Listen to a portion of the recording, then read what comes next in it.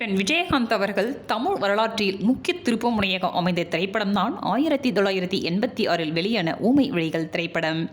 தான் வயதான டிஎஸ்பி வேடத்தில் கேப்டன் விஜயகாந்த் கச்சிதமாக பொறிந்திருப்பார்.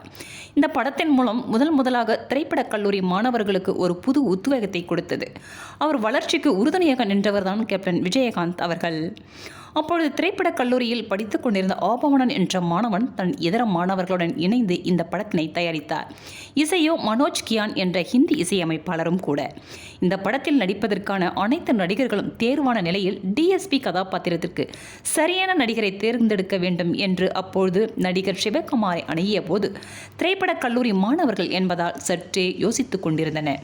அதையடுத்து நடிகர் வாகேஷ் சந்திரசேகர் இந்த கதாபாத்திரத்திற்கு விஜயகாந்த் நடிக்க வைக்கலாம் என யோசனை தெரிவிக்க, ஆனால் அவர் வயதான டிஎஸ்பி கதாபாத்திரத்தில் நடிப்பாரா என்று சந்தேகம் எழ, எனினும் கேட்டு பார்க்கலாம் என எண்ணி அவர் நண்பன்